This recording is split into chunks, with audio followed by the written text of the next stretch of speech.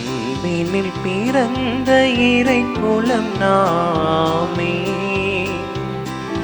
அன்பினை காத்த அறம் வளர்ப்போமே, அறம் வளர்ப்போமே. அன்பினில் பிறந்த இறை குலம் நாமே, அன்பினை காத்த அறம் வளர்ப்போமே, அறம் வளர்ப்போமே.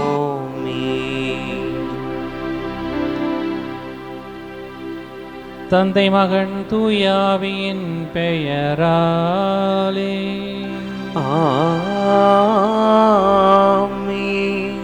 நம் ஆண்டவராகிய இயேசு கிறிஸ்துவின் அருளும் கடவுளின் அன்பும் தூயாவியின் தோழமையும் உங்கள் அனைவரோடும் இருப்பதாக.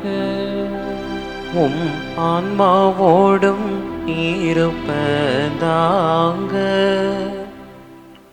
ஆண்டவரே, எனக்கு அரணாகவும் மீட்பராகவும் இருந்து என்னை பாதுகாக்கக்கூடியவராக இருக்கிறார். எல்லா சூழ்நிலைகளிலும் எனக்கு தொடர்ந்து துணையாளராக இருந்து என்னை வழிநடத்தக்கூடியவராக இருக்கிறார் என்ற சங்கீத ஆசிரியருடைய வரிகளுக்கு ஏற்ப இறைவன் நமக்கு எந்நாளும் ஒரு பாதுகாப்பையும் அரணையும் கொடுக்கக்கூடியவராக இருக்கிறார் என்கின்ற நம்பிக்கையோடு இந்த கல்வாரி பலியிலே பக்தியோடு பங்கெடுப்போம். வெறுப்பை நன்மையால் வெல்லக்கூடிய மனிதர்களாக நம்மை நாமே உருமாற்றி கொள்ளக்கூடியவர்களாக இருக்க இத்திருப்பலியிலே சிறப்பாக ஜெபிப்போம். நாம் செய்த குற்றங்கள் குறைகள் அனைத்தையும் நினைத்து பார்த்து இவனிடத்திலே மன்னிப்பை வேண்டுவோம்.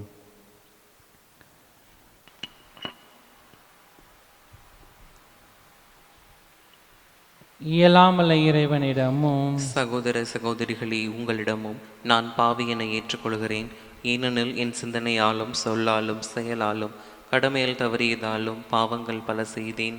என் பாவமே, என் பாவமே, என் பெரும் பாவமே.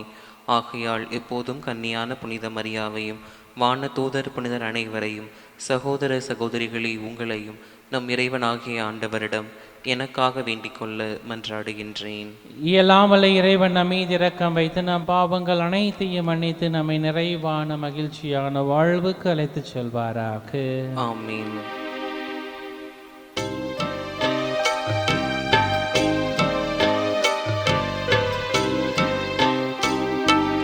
ஆண்டவரே இரக்கமாயிரும்,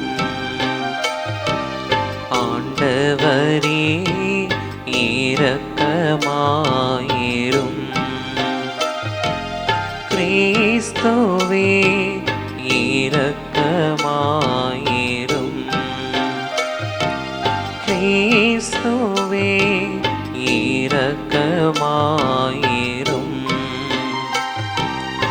ஆண்டவரே இரக்கமாயிரும், ஆண்டவரே இரக்கமாயிரும்.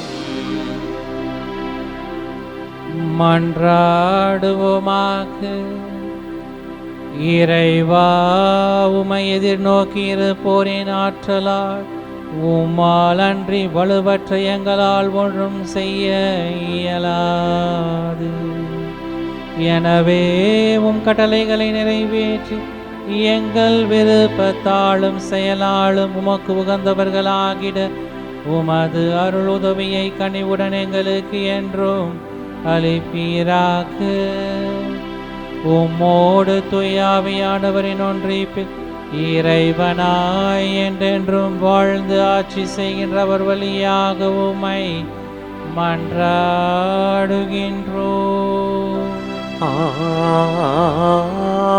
ஆமென். நாபோத்து கல்லால் எரியுண்டு மடிந்தான். அரசர்கள் முதல் நூலிலிருந்து முதல் வாசகம். அதிகாரம் 21, இறை வார்த்தைகள் 1 தொடங்கி 16 முடிய. அந்நாட்களில் இஸ்ரேலனாகிய நாபோத்துக்கு இஸ்ரேலின் சமாரிய அரசன் ஆகாபின் அரண்மனை அருகில் ஒரு திராட்சை தோட்டம் இருந்தது. ஆகாபு நாபோத்திடம், உன் திராட்சை தோட்டம் என் அரண்மனைக்கு அருகில் இருப்பதால் நான் அதை காய்கறி தோட்டம் ஆக்கும்படி என்னிடம் கொடுத்துவிடு. அதற்கு பதிலாய் அதைவிட நல்ல திராட்சை தோட்டத்தை உனக்கு தருவேன். உனக்கு விருப்பமானால் அதன் விலையை வெள்ளியாக தருகிறேன் என்றான். அதற்கு நாபோத்து ஆகாபிடம், என் மூதாதையரின் உரிமை சொத்து நான் உமக்கு கொடாதவாறு ஆண்டவர் என்னை காப்பாராக என்றான். என் மூதாதையரின் உரிமை சொத்தை உமக்கு கொடுக்க மாட்டேன் என்று இஸ்ரேலனாகிய நாபோத்து தன்னிடம் சொன்ன வார்த்தைகளை முன்னிட்டு ஆகாபு அத்திரத்துடன் கோபத்துடனும் தன் அரண்மனைக்கு வந்தான். முகத்தை திருப்பிக் கொண்டு தன் கட்டிலில் படுத்து கிடந்தான். உணவருந்த மறுத்துவிட்டான். அப்போது அவனுடைய மனைவி இசபேல் அவனிடம் வந்து, நீர் ஏன் மனம் சோர்ந்திருக்கிறாய்? ஏன் உணவருந்தவில்லை என்று அவனை கேட்டாள். அதற்கு அவன் அவளிடம், நான் இஸ்ரேலனாகிய நாபோத்திடம் பேசினேன். உன் திராட்சை தோட்டத்தை அதற்கான வெள்ளிக்கு எனக்கு கொடுத்துவிடு. உனக்கு விருப்பமானால் அதற்கு பதிலாக வேறு திராட்சை தோட்டத்தை தருவேன் என்றான். அதற்கு அவன், என் திராட்சை தோட்டத்தை உமக்கு தரமாட்டேன் என்று சொல்லிவிட்டான் என்றான். அப்போது அவன் மனைவி இசபேல் அவனை நோக்கி, இஸ்ரேலின் அரசனாகிய நீ இப்படி நடந்து கொள்வது எழுந்திருந்து உணவருந்து மன மகிழ்ச்சியாயிரும். இஸ்ரேலனாகிய நாபோத்தின் திராட்சை தோட்டத்தை நானே உம்மிடம் ஒப்படைக்கிறேன் என்றாள். எனவே அவன் ஆகாபின் பெயரால் மடல்கள் எழுதி அவற்றில் அவனது முத்திரையை பொறித்து அம்மடல்களை நாபோத்துடன் நகரின் குடியிருந்த பெரியோருக்கும் உயர்குடி மக்களுக்கும் அனுப்பினாள். அம்மடலில் அவள், நீங்கள் ஒரு நோன்பு அறிவித்து நாபோத்தை மக்கள் முன்னிலையில் அமரச் செய்யுங்கள். அவனுக்கு எதிராய் இளி மனிதர் இருவரை ஏவிவிட்டு, நீ கடவுளையும் அரசனையும் பழித்துரைத்தாய் என்று அவன் மீது குற்றம் சாட்ட செய்யுங்கள். பின்னர் அவனை வெளியே கொண்டு போய் கல்லால் எறிந்து கொன்று போடுங்கள் என்று எழுதியிருந்தாள். நாபோத்துடன் அந்நகரில் குடியிருந்த பெரியோரும் உயர்குடி மக்களும் இசபேல் தமக்கு அனுப்பிய மடல்களில் எழுதி இருந்தவாறே செய்தனர். அவர்கள் ஒரு நோன்பு அறிவித்து நாபோத்தை மக்கள் முன்னிலையில் அமர்த்தினர். அப்பொழுது அந்த இளி மனிதர் இருவரும் வந்து நாபோத்துக்கு எதிரி உட்கார்ந்து அந்த இளி மனிதர் மக்களை பார்த்து, நாபோத்து கடவுளையும் அரசனையும் பழித்துரைத்தான் என்று அவன் மீது குற்றம் சாட்டினர். எனவே அவர்கள் அவனை நகருக்கு வெளியே கொண்டு போய் கல்லால் எறிந்து கொன்றனர். பிறகு அவர்கள் நாபோத்து கல்லால் எரியுண்டு மடிந்தான் என்று இசபேலுக்கு செய்தி அனுப்பினர். நாபோத்து கல்லால் எரியுண்டு மடிந்ததை இசபேல் கேட்டவுடன் அவள் ஆகாபை நோக்கி, நீர் எழுந்து சென்று இஸ்ரேலனாகிய நாபோத்து உமக்கு விற்க மறுத்த அதே திராட்சை தோட்டத்தை சொந்தமாக்கி கொள்ளும். நாபோத்துக்கு உரியடியில்லை, அவன் இறந்து போனான் என்றான். நாபோத்து இறந்து போனதை ஆகாபு கேட்டு இஸ்ரேலனாகிய நாபோத்தின் திராட்சை தோட்டத்தை உடைமையாக்கி கொள்ள புறப்பட்டு போனான். ஆண்டவரின் அருள்வாக்கு. இறைவனுக்கு நன்றி. பதிலுரை பாடல். திருப்பாடல் 5. பல்லவி. ஆண்டவரே என் பெருமூச்சை கவனித்தருளும்.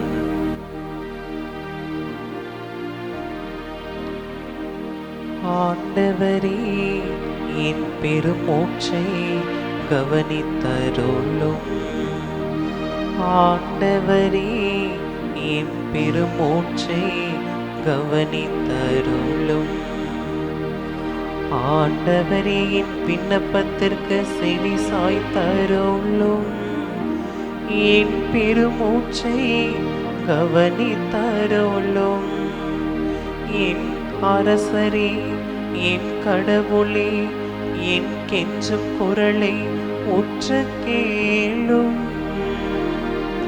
ஏனெனில் நீர் பொல்லாங்கை பார்த்து மகிழும் இறைவன் இல்லை.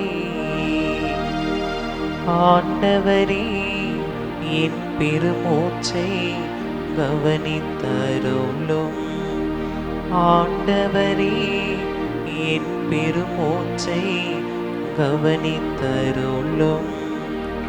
உமது முன்னிலையில் தீமைக்கு இடமில்லை. ஆணவமிக்கோர் உமது கண்முன் நிற்க மாட்டார். தீங்கிழைக்கும் அனைவரையும் நீர் வெறுக்கின்றீர். பொய் பேசுவோரை நீர் அழித்திடுவீர். கொலை வெறியர்களையும் வஞ்சகரையும் அருவருக்கின்றே. ஆண்டவரே, என் பெருமூச்சை கவனித்தருளும். ஆண்டவரே, என் பெருமூச்சை கவனித்தருளும்.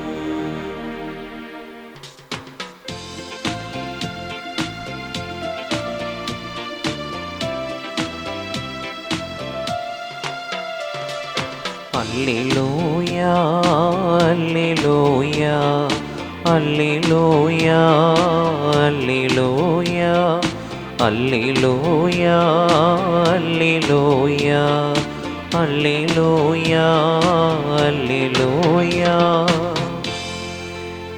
என் காலடிக்கு உம் வாக்கே விளக்கு, என் பாதைக்கு ஒளியும் அதுவே.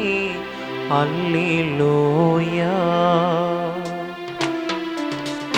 அல்லேலூயா, அல்லேலூயா, அல்லேலூயா, அல்லேலூயா.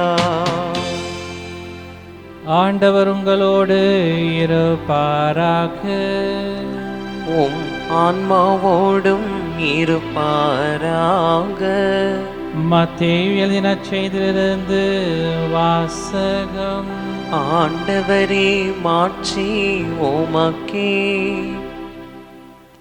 அக்காலத்தில் இயேசு தம் சீடரை நோக்கி கூறியது, கண்ணுக்கு கண் பல்லுக்கு பல் என்று கூறப்பட்டிருப்பதை கேள்விப்பட்டிருக்கிறீர்கள்.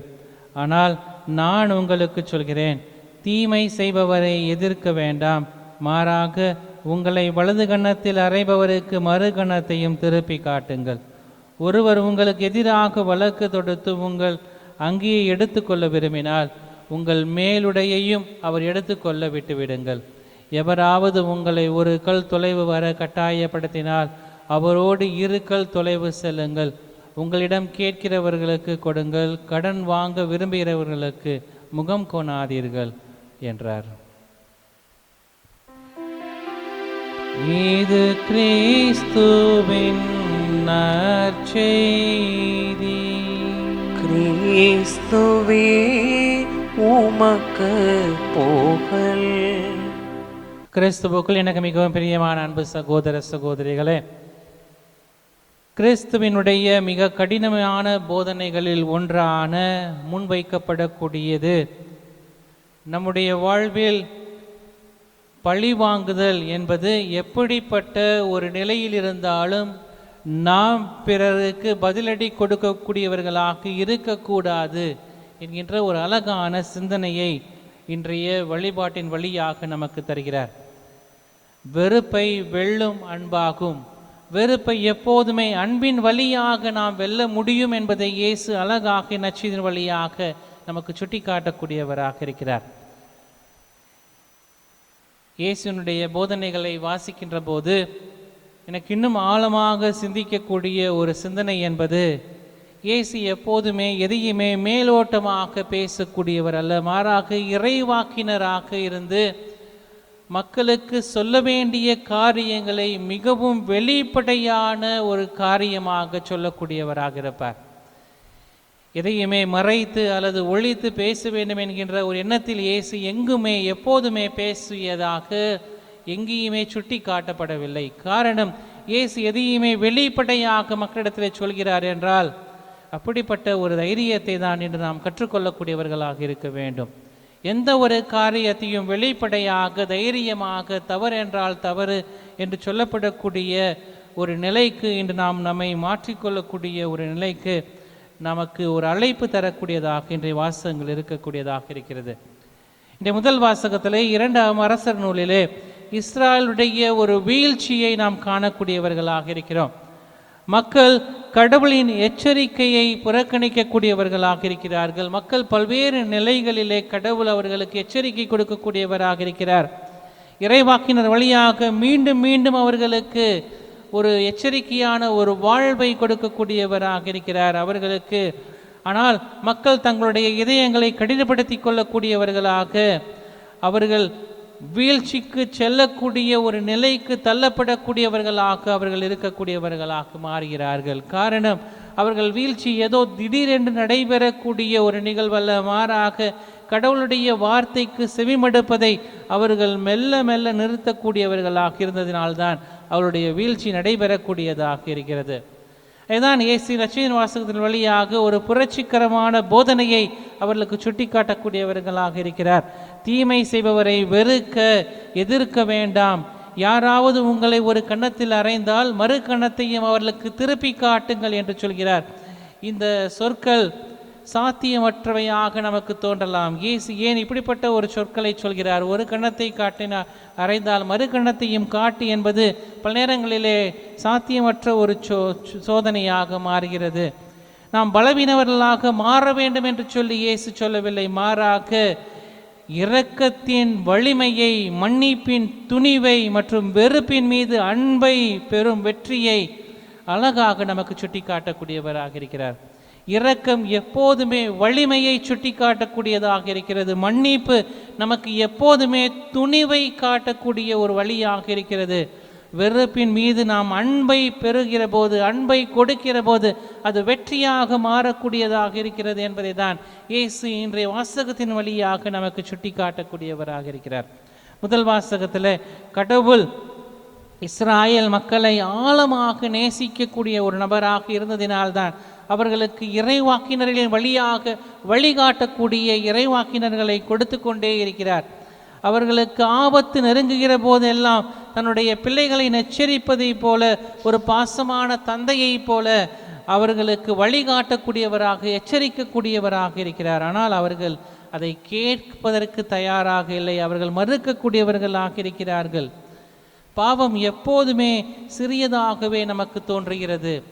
பல நேரங்களிலே நாம் செய்யக்கூடிய எல்லா காரியங்களையும் அல்லது பாவங்களையும் நாம் ஏதோ ஒரு காரணத்திற்காக என்று சொல்லி அதை நாம் சப்பச்சட்டு கட்டக்கூடிய நிலைக்கு நாம் தள்ளக்கூடியவர்களாக இருக்கிறோம்.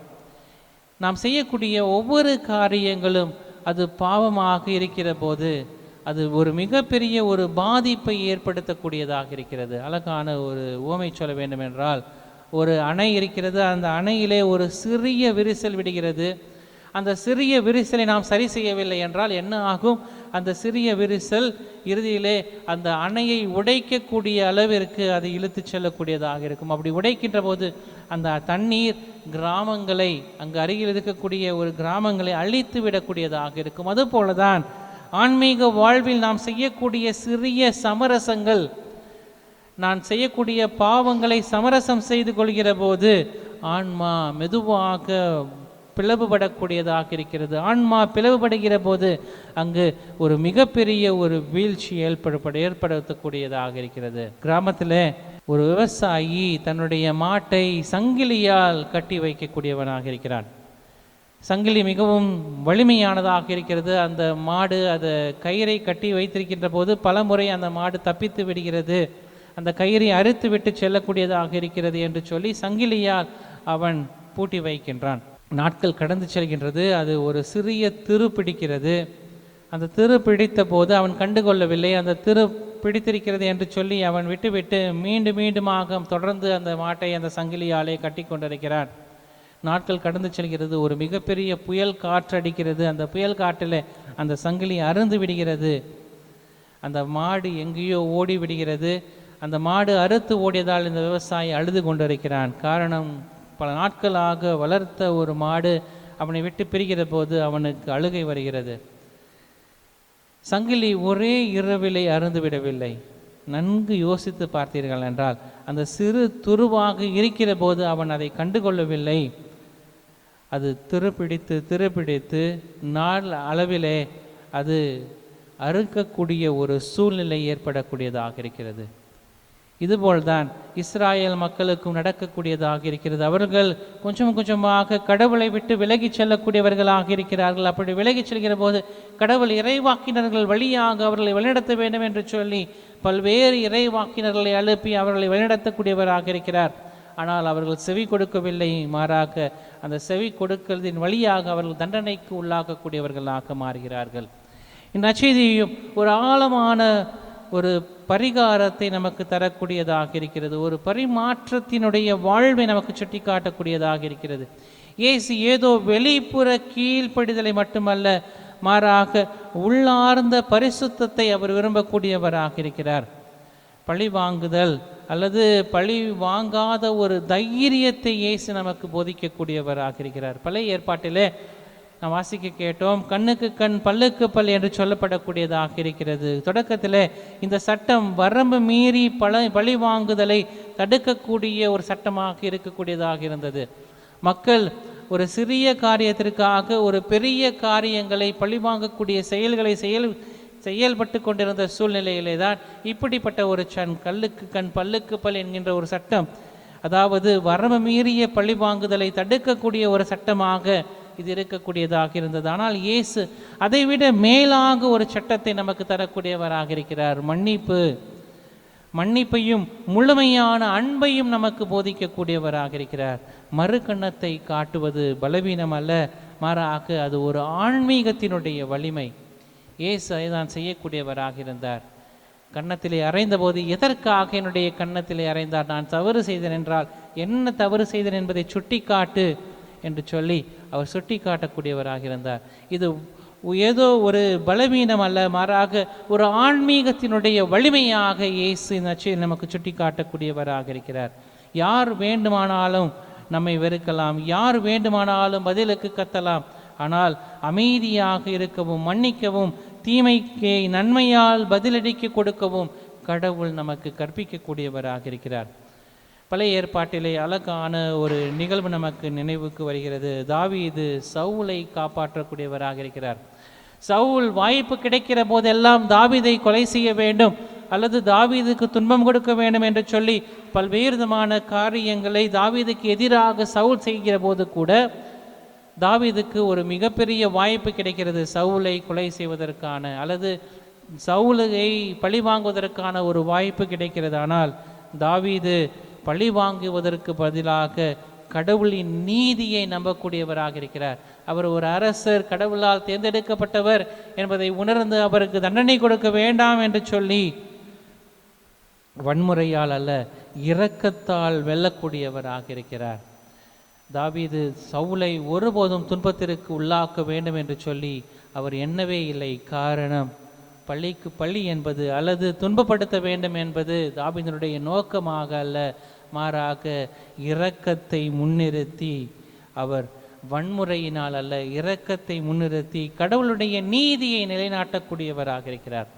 நமக்கு நன்றாக தெரிந்த புனித மேக்ஸ்மில்லியன் கோல்பே பிறருக்காக தன்னுடைய உயிரை கொடுப்பதற்கு தயாராக மாறக்கூடியவராக இருந்தார். அந்த வதை முகாமிலே துன்பப்பட்டு கொண்டிருக்கிற போது தன்னுடைய துன்பத்தை ஒரு பொருட்டாக கருதாமல் தன்னுடைய சகோதரனுடைய துன்பத்தை தன்னுடைய துன்பமாக ஏற்றுக்கொண்டு அவர் முன்னின்று கடவுளுக்காக கொடுக்கக்கூடிய ஒரு மனிதராக மாறக்கூடியவராக இருக்கிறார். இரக்கத்தின் வழியாக நீதியை நிலைநாட்டக்கூடியவராக புனித மேக்ஸ்மில்லியன் கோல்பே இருக்கக்கூடியவராக இருந்தார். புனித 2ஆம் ஜான் பால் நமக்கு நன்றாக தெரியும், அவரை சுற்று கொள்ள வேண்டும் என்று சொல்லி முயற்சித்த நபரை சென்று சந்தித்து மன்னித்து அவரை ஏற்றுக்கொள்ளக்கூடியவராக இருக்கிறார். இன்று நாம் பழி வாங்குதல் என்கின்ற ஒரு நோக்கத்தோடு நம்முடைய எண்ணங்கள் செல்கிறது என்றால் அதை அன்பாலும் மன்னிப்பாலும் மாற்ற வேண்டும் என்பதை தான் இன்றைய வாசகங்கள் நமக்கு ஒரு அழகான ஒரு அழைப்பை தரக்கூடியதாக இருக்கிறது. கடந்த ஒரு 30 ஆண்டுகளுக்கு முன்பாக ஒரு வடநாட்டிலே நடந்த ஒரு நிகழ்வு, ஒரு தாயினுடைய ஒரு மகனை கொலை செய்து விடுகிறார்கள். அநியாயமாக கொலை செய்யக்கூடிய ஒரு சூழ்நிலை. அந்த சூழ்நிலையிலே நீதிமன்றத்திற்கு அந்த விசாரணை வருகிறது. இந்த தாயும் அந்த நீதிமன்றத்திற்கு வருகிறார். இந்த கொலை செய்த நபரை பார்த்து அந்த தாய் வெறுப்பு கொள்வார் அல்லது இவருக்கு மிகப்பெரிய ஒரு தண்டனை கிடைக்க வேண்டும் என்று சொல்லி நீதிமன்றத்திலே போராடுவாள் என்றெல்லாம் சொல்லி அனைவரும் நினைத்து கொண்டிருந்தார்கள். ஆனால் இந்த தாய் குற்றவாளியை பார்த்து சொன்னாலாம், நான் உன்னை மன்னிக்கிறேன். வெறுப்பின் காரணமாக மற்றொரு தாய் தன் மகனை இழப்பதை நான் விரும்பவில்லை என்று சொன்னாராம். வெறுப்பின் காரணமாக இன்னொரு தாய் ஒரு மகனை இழப்பதற்கு நான் தயாராக இல்லை, எனவே நான் உன்னை மன்னிக்கிறேன் என்று சொன்னதை கேட்ட அந்த நீதிமன்றம் அமைதியானது. பல ஆண்டுகளுக்கு பின்பு பழி வாங்குதலுக்கு பதிலாக மன்னித்து ஏற்றுக்கொண்ட அந்த நபரை அந்த தாயை தன்னுடைய தாயாக ஏற்று வளர்த்ததாக அந்த ஒரு நீதிமன்றத்தில் நடந்த ஒரு நிகழ்வு நமக்கு சுட்டி காட்டுகிறது. அந்த தாய் நினைத்திருந்தால் தன்னுடைய மகனை கொன்றவனை பல்வேறு வழிகளிலே தண்டித்திருக்கலாம். ஆனால் மற்றொரு தாயை சிந்தித்து அந்த தாய் ஒருபோதும் தன்னுடைய மகனை இழந்துவிடக்கூடாது என்பதற்காக மன்னிக்கக்கூடிய ஒரு நிகழ்வு. இதை தான் இயேசு சிலுவையிலே செய்யக்கூடியவராக இருந்தார். தன்னை தண்டித்த அல்லது தன்னை அநியாயமாக சிலுவையில் கொல்ல முயற்சி செய்த அந்த கல்வர்களை இவர்கள் அறியாமல் செய்கிறார்கள், இவர்களை மன்னியும் என்று சொல்லி ஏற்றுக்கொள்ளக்கூடியவராக இருந்தார்.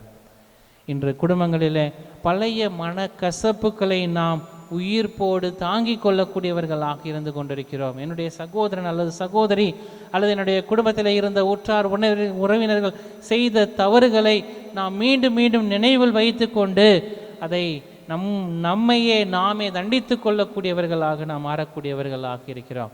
நம்முடைய பணி செய்யக்கூடிய இடங்களிலே புறம் கூறுவதன் வழியாக, ஒருவரை பற்றி ஒருவருக்கு எதிராக நாம் புறங்கூறுவதன் வழியாக நாம் பழி வாங்கக்கூடிய செயல்களை தொடர்ந்து ஆற்றக்கூடியவராக இருக்கிறோம். அவன் வளர்ந்துவிடக்கூடாது, நான் மட்டுமே வளர வேண்டும் என்கின்ற ஒரு எண்ணத்திலே நம்முடைய பணித்தளங்களில் நாம் பல நேரங்களில் பணி செய்யக்கூடியவர்களாக மாறிக்கொண்டிருக்கிறோம். சமூகத்திலே கோபத்தால் பதிலளிக்க வேண்டும், ஒருவர் கத்தினால் நானும் கத்த வேண்டும், அல்லது ஒருவர் என்னை திட்டினால் நானும் மீண்டும் திட்ட வேண்டும் என்கின்ற ஒரு சமூக எண்ணத்தோடு நம்முடைய வாழ்வை பல நேரங்களிலே நாம் மாற்றிக்கொள்ளக்கூடியவர்களாக இருக்கிறோம்.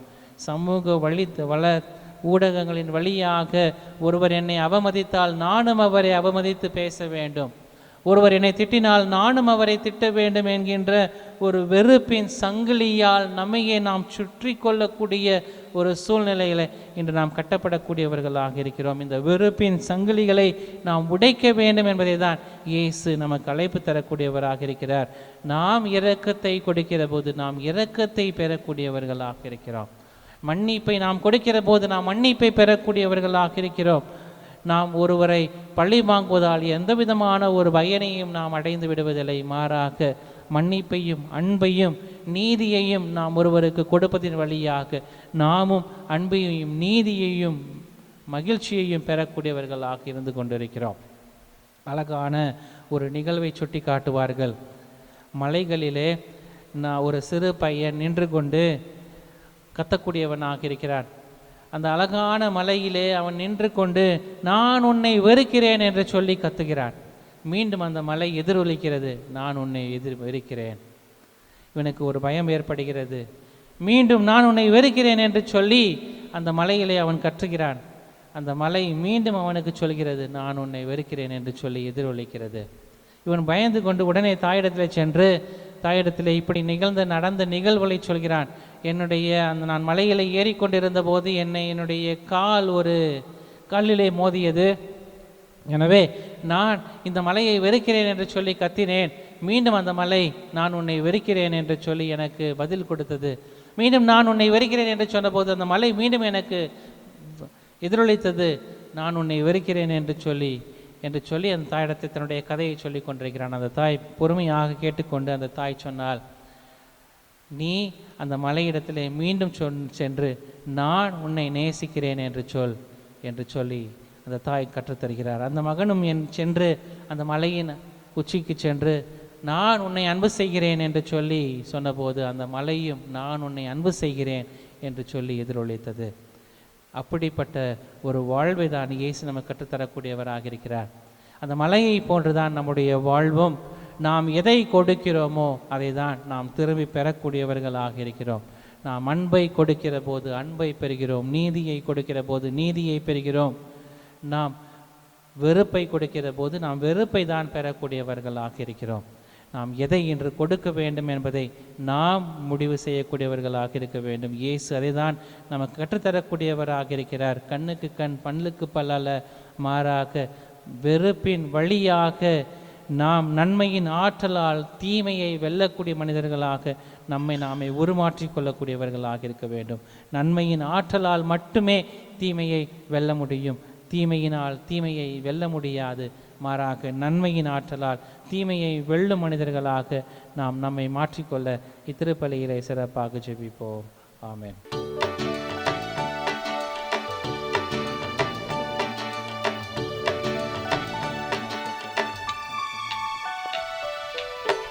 அன்பிற்கே எம்மை அர்ப்பணித்தோம், அனைத்தும் பகிர்ந்தே வாழுவோம்.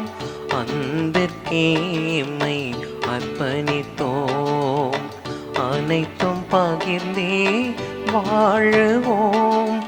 இதுவே எம் காணிக்கை, இதுவே எம் காணிக்கை, இதுவே எம் காணிக்கை, இதுவே எம் காணிக்கை. அன்பிற்கே எம்மை அர்ப்பணித்தோம். சகோதர சகோதரிகளே, நாம் அனைவரும் ஒப்புக் கொடுக்கக்கூடிய இந்த கல்வாரி பலி எல்லாமல்ல தந்தையாகிய இறைவனுக்கு ஏற்றதாகும்படி ஜெபியுங்கள். ஆண்டவர் தமது பெயரின் புகழ்ச்சிக்காகவும் மாட்சிக்காகவும் நமது நன்மைக்காகவும் புனித திரு அவை அனைத்தின் நலனுக்காகவும் உமது கையிலிருந்து இப்பலியை ஏற்றுக்கொள்வாராக. இறைவா, மக்களினத்தார் ஒப்பு கொடுக்கும் இந்த அப்பரச காணிக்கைகளை எங்களுக்கு ஊட்டமளிக்கும் உணவாகவும் எங்களை புதுப்பிக்கும் அருளடையாளமாகவும் மாற செய்கின்றது. இதனால் இவற்றின் அருள் உதவி எங்கள் உடலுக்கும் மனதுக்கும் என்றும் குறைவு விடாமல் கிடைக்க அருள் புரிவீராக. உம்மோடு தூயாவியானவரின் ஒன்றிப்பு இறைவனாய் என்றென்றும் வாழ்ந்து ஆட்சி செய்கின்றவர் வழியாக உம்மை மன்றாடுகின்றோம்.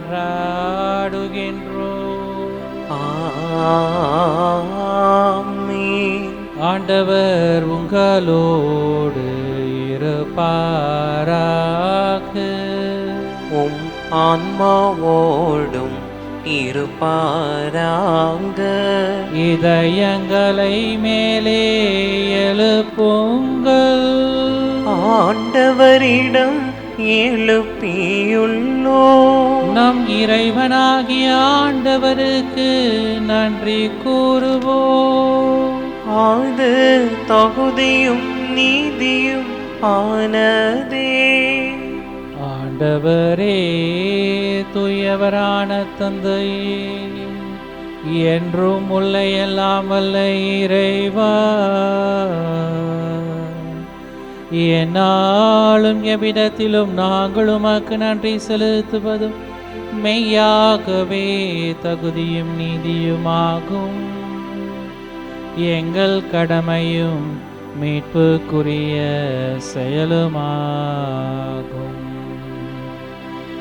உம்முடைய அன்பு திருமகன் வழியாக நீர் மனித இனங்களை படைத்தது போல மிகுந்த கனிவிரக்கத்தால் அவற்றை புதுப்பிக்கவும் திருவுலமானி. ஆகவே படைப்புகள் அனைத்தும் உமக்கு பணிபுரிகின்றன. மீட்படைந்தோர் அனைவரும் உம்மை ஏற்றவாறு புகழுகின்றனர். உம்முடைய புனிதர்களும் ஒரே இனத்தவராய் உம்மை போற்றுகின்றனர்.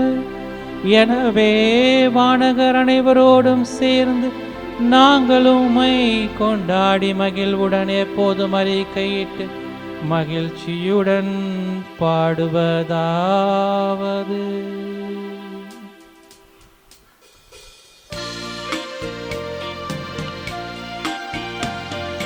தூயவர் தூயவர் தூயவர் வான்படைகளின் கடவுளமாண்டவர். விண்ணகமும் மன்னகமும் உமது மாட்சியால் நிறைந்துள்ளன. உன்னதங்களிலே ஓசன்னா, உன்னதங்களிலே ஓசன்னா.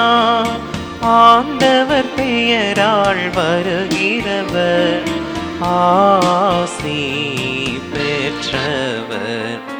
உன்னதங்களிலே ஓசன்னா, உன்னதங்களிலே ஓசன்னா. ஆண்டவரே, நிர்மையாகவே தூயவர், தூய்மை அனைத்திற்கும் ஊற்று. ஆகவே உம்முடைய தூய ஆவியை பொழிந்தி காணிக்கைகளை தூய்மைப்படுத்த வேண்டும் என உம்மை தாழ்மையாய் வேண்டுகின்றோம். இவ்வாறு எங்கள் ஆண்டவர் இயேசு கிறிஸ்துவின் உடலும் இரத்தமுமாக எங்களுக்கு இவை மாறுபனவாக. அவர் பாடுபட உளம் கணிந்து தம்மை கையளித்த போது அப்பத்தை எடுத்து நன்றி செலுத்தி அதை பிட்டு தம் சீடர்களுக்கு அளித்து அவர் கூறியதாவது: அனைவரும் இதிலிருந்து பெற்று உண்ணுங்கள், ஏனெனில் இது உங்களுக்காக கையளிக்கப்படும் என் உடல்.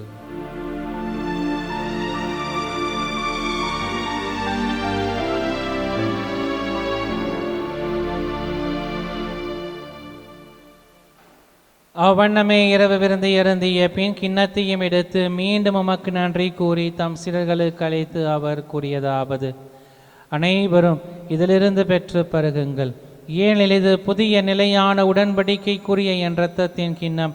இது பாவ மன்னிப்புக்கென்று உங்களுக்காகவும் பலருக்காகவும் சிந்தப்படும். இதை என் நினைவாக செய்யுங்கள்.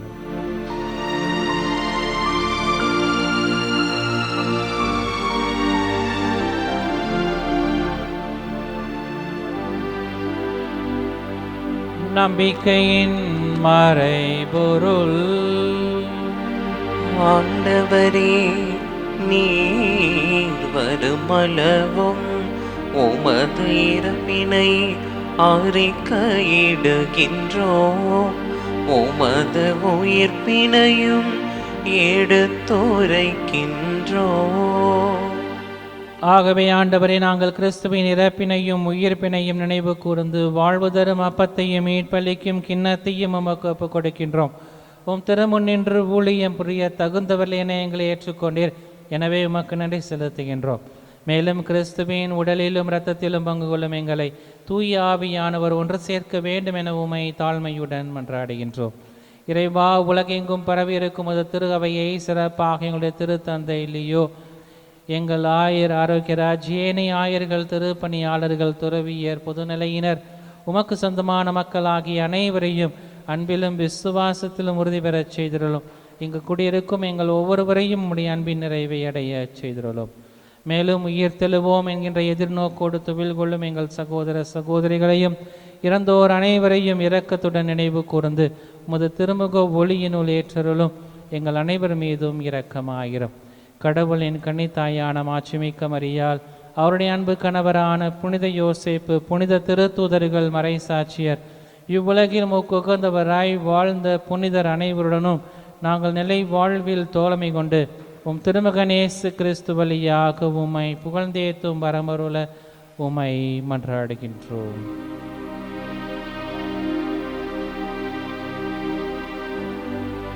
இவர் வழியாக இவரோடு இவரே எல்லாம் வல்ல இறைவனாகிய தந்தையே, தூய ஆவியாரின் ஒன்றிப்பு எல்லா புகழும் மாட்சியும் என்றென்றும் உமக்கு உரியதே. ஆமீன், ஆமீன், ஆமீன்.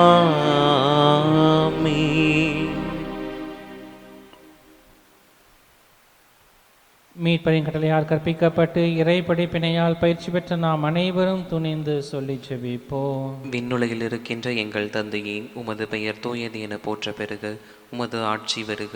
உமது திருவுளம் விண்ணுலகில் நிறைவேறுவது போல மண்ணுலகிலும் நிறைவேறுக. எங்கள் அன்றாட உணவை இன்று எங்களுக்கு தாரும். எங்களுக்கு எதிராக குற்றம் செய்வோரை நாங்கள் மன்னிப்பது போல எங்கள் குற்றங்களை மன்னியும். எங்களை சோதனைக்குட்படுத்தாதேயும், தீமையிலிருந்து எங்களை விடுவித்தருளும். ஆண்டவரே, தீமைகள் அனைத்திலும் இருந்தும் எங்களை விடுவித்து எங்கள் வாழ்நாளில் அமைதியை கனியுடன் அருள உம்மை மன்றாடுகின்றோம். உமது இரக்கத்தின் உதவியால் நாங்கள் பாவங்கள் அனைத்திலும் இருந்தும் எப்போதும் விடுதலை பெற்று யாதொரு கலக்கமின்றி நலமாயிருப்போமாக. நாங்கள் நம்பியிருக்கும் பேரின்ப நல்வாழ்வையும் மீட்பராகிய இயேசு கிறிஸ்துவின் வருகையையும் மகிழ்ச்சி எதிர்பார்த்திருக்கின்றோம். ஏனெனில் ஆட்சியும் வல்லமையும் மாட்சியும் என்றென்றும் உமதே. ஆண்டவராகிய இயேசு கிறிஸ்துவை அமைதியை உங்களுக்கு விட்டுச் செல்கிறேன், என் அமைதியையே உங்களுக்கு அளிக்கிறேன் என்று உம்முடைய திருத்துதர்களுக்கு மொழிந்தீரே. எங்கள் பாவங்கள், குற்றங்கள், குறைகள், பலவீனங்களை எல்லாம் பாராமல் உடைய திருச்சபையின் எளிய நம்பிக்கையை கண்ணோக்கி எங்கள் உள்ளங்களுக்கு, குடும்பங்களுக்கு அமைதியையும் ஒற்றுமையும் மகிழ்ச்சியும் அளித்தருள திருவுளம் கொள்வீராக. என்றென்றும் வாழ்ந்து ஆட்சி செய்கின்றவர் நீரே. ஆமீன். ஆண்டவருடைய சமாதானம் உங்களோடு என்றும் இருப்பதாக. உம் ஆன்மாவோடும் இருப்பதாக. ஒருவருக்கொருவர் உறவின் வாழ்த்தை பகிர்ந்து மகிழ்வோம். உலகின் பாவங்களை போக்கும் இறைவனின் செம்மறியே, எங்கள் மேல் இரக்கமாயிரும். உலகின் பாவங்களை போக்கும் இறைவனின் செம்மறியே, எங்கள் மேல் இரக்கமாயிரும். உலகின் பாவங்களை போக்கும் இறைவனின் செம்மறியே, எங்களுக்கு அமைதியை அளித்தருளும்.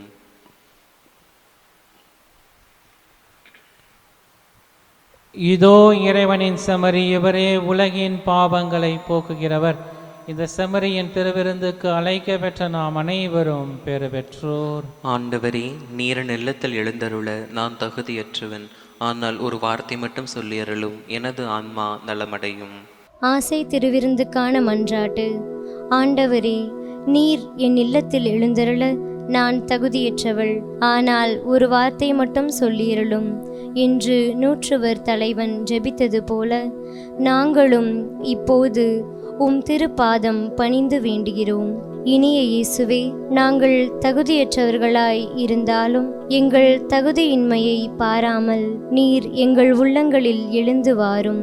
உம் அன்பிலும் அருளிலும் நாங்கள் நிலைத்திருக்க எம்முள் எழுந்து வாரும்.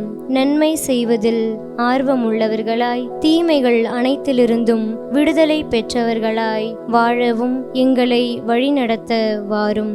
எல்லா நலன்களாலும் வளங்களாலும் எங்களை நிரப்ப வாரும். ஆமேன். நன்றியோடு மன்றாடுவோமாக. ஆண்டவரே, நாங்கள் உட்கொண்ட உமது திரு உணவு நம்பிக்கையாளர்கள் உம்மில் ஒன்றிணைந்து நிலைத்திருப்பதை குறித்து காட்டுகின்றது. அதுபோல உமது திரு அவையின் ஒற்றுமையையும் அது விளைவிப்பதாக. எங்கள் ஆண்டவராகிய இயேசு கிறிஸ்து வழியாக உம்மை மன்றாடுகின்றோம்.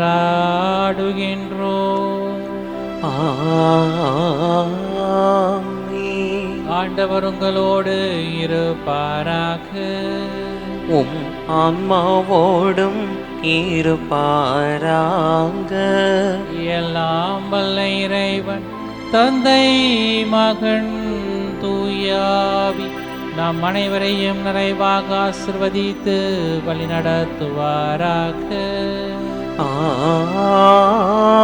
ஆமென். இறைவனின் அன்பை உணர்ந்தவர்களாக சென்று வாழுவோம். திருப்பலி நிறைவுற்றது. இறைவனுக்கு நன்றி.